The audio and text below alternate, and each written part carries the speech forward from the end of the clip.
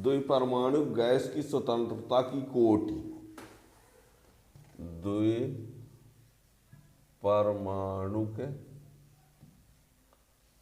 Gas की स्वतंत्रता की कोटि।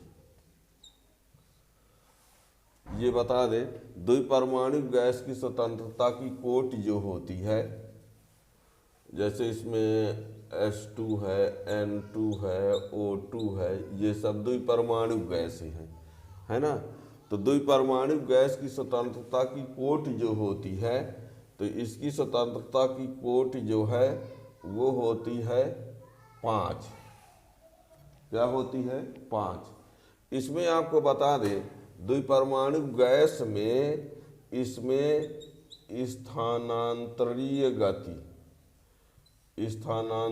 गति होती है और घूर्णी गति होती है। घूर्णी गति,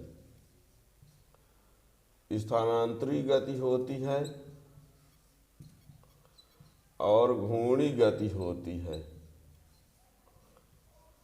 और ये बता दे, स्थानांतरी गति के लिए स्वतंत्रता की कोटि 3 होती है, घूर्णी गति के लिए स्वतंत्रता की कोटि 2 होती है, तो टोटल स्वतंत्रता की कोटि क्या हो जाती है? 5। ठीक है। लेकिन यही उच्च ताप पर,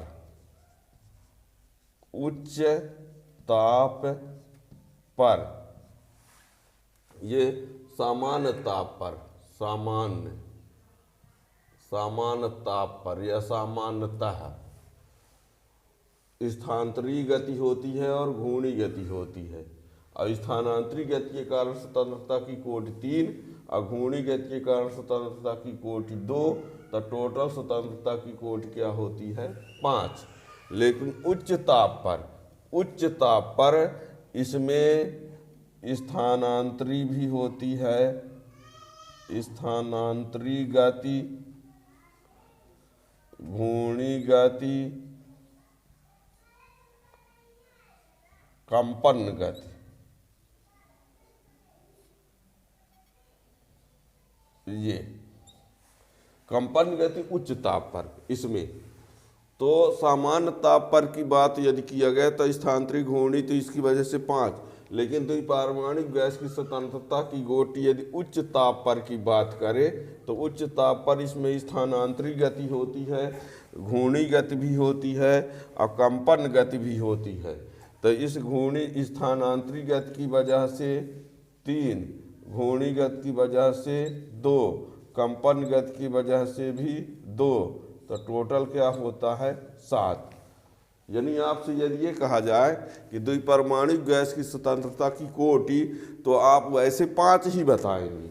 लेकिन यदि ये कह दिया जाए कि उच्च ताप पर द्विपरमाणु गैस की स्वतंत्रता की कोटि, तो जरूर आपको 7 बताना पड़ेगा। याद रखिएगा, ठीक है ना। द्विपरमाणु गैस की स्वतंत्रता की कोटि वैसे क्या होती है? 5।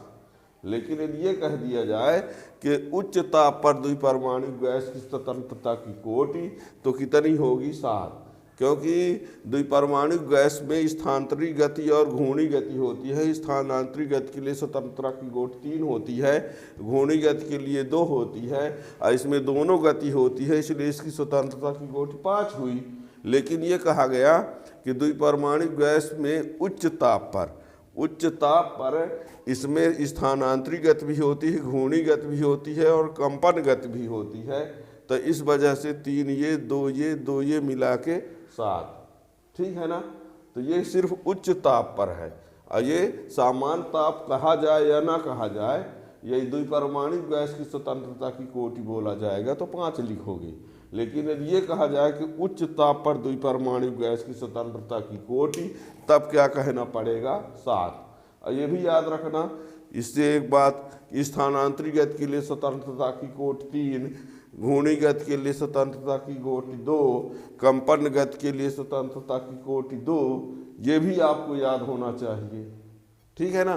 तो ये, और इस प्रकार वीडियो के लिए चैनल सब्सक्राइब किए रहेंगे तो उसका नोटिफिकेशन मिलता रहेगा। Thank you.